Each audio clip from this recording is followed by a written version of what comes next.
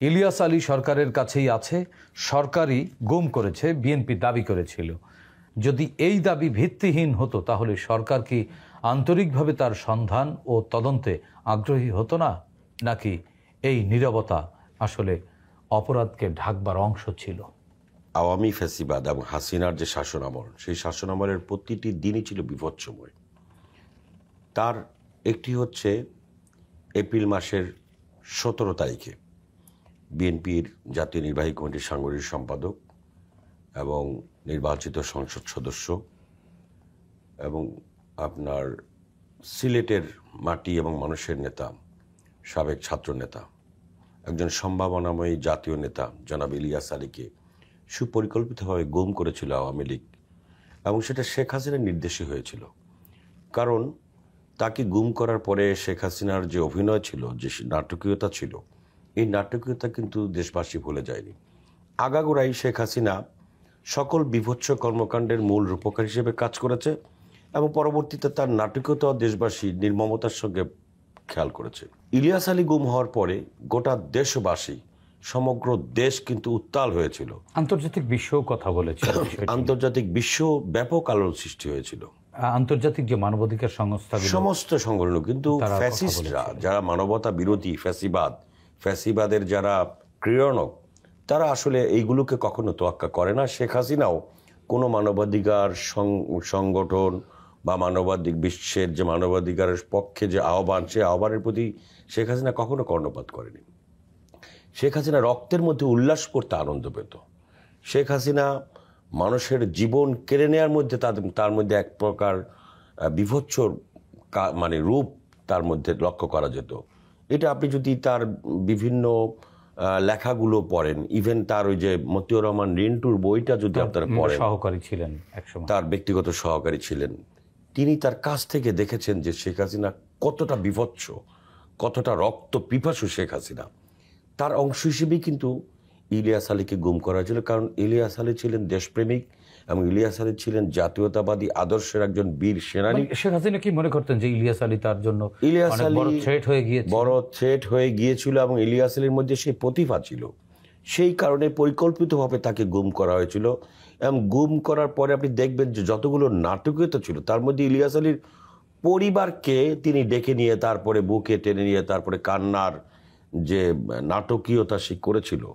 এবং একসময় সে বলে ফেললো যে বিএনপি নেতাদের বাড়িতেই ইলিয়াস আলী লুকিয়ে আছে, বা ইলিয়াস আলীকে বিএনপির নেতারাই লুকিয়ে রেখেছে। তার মানে তাদের কাছে তখন আমাদের বিএনপির পক্ষ থেকে তাদের কাছে তথ্য ছিল, তারা জানতো। সেটি তো সবকিছু দায়িত্ব খুঁজে বের করা। শেখ হাসিনা নিজেই সেটার জন্য দায়ী ছিল। এবং এই সরকারের পক্ষ থেকে আমার দাবি থাকবে যে ইলিয়াস আলী নিখোঁজের জন্য তার যে নাটকীয়তা, সেই নাটকীয়তা প্রমাণিত হয়, নাটকীয়তাগুলো মিলালে প্রমাণ হবে যে শেখ হাসিনাই সরাসরি তত্ত্বাবধানী নির্দেশে ইলিয়াস আলীকে গুম করা হয়েছিল। এবং ইলিয়াস আলীর গুমের জন্য তার বিরুদ্ধে একটি অবশ্যই মানবতা বিরোধী একটি মামলা তার ব্যাপারে হওয়া উচিত। শেখ হাসিনা এই পথটি কেন বেছে নিল? তিনি তো নিজেকে একটি দলের প্রধানের দায়িত্বে ছিলেন এবং তিনি গণতান্ত্রিক নেত্রী হিসেবে নিজেকে দাবি করতেন। তারপরেও তিনি এই যে নির্মূল করা, ভিন্ন মতকে নির্মূল করার পথকে কেন বেছে নিলেন? শেখ হাসিনার বেড়ে ওঠাই তো নির্মূলের মধ্য দিয়ে। নির্মূলের রাজনীতি দেখতে দেখতে বড় হয়েছে। তার বাবা কিন্তু নির্মূলের রাজনীতি শুরু করেছিলেন। তার বাবা শেখ মুজিবুর রহমান স্বাধীন বাংলাদেশের মুক্তিযুদ্ধের সময় পাক বাহিনীর হাতে বন্দি নাটক করে পাক বাহিনীর মেহমানখানায় ছিলেন।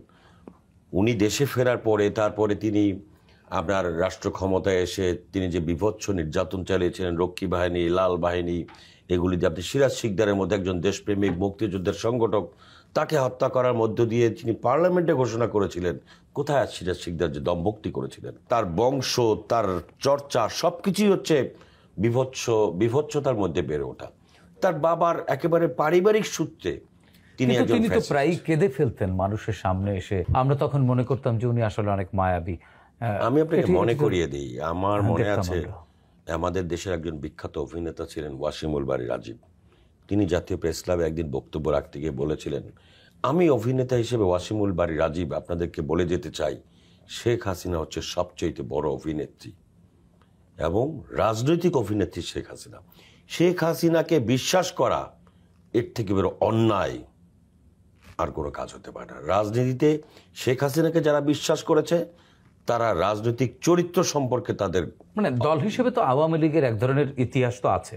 বাংলাদেশের ইতিহাস যদি লেখা হয় আওয়ামী লীগকে তো বাদ এই দিতে দেশের পারবেন? হত্যা, খুন, সন্ত্রাস, ধর্ষণ, নৈরাজ্য, গণতান্ত্রিক অধিকার, মানবিক অধিকার, সাংবিধানিক অধিকার, মানবিক মূল্যবোধ সমস্ত কিছু হত্যার জন্য আওয়ামী লীগ দায়ী। এবং আওয়ামী লীগ এই দেশের মানুষের মৌলিক অধিকারকে বারবার হরণ করেছে।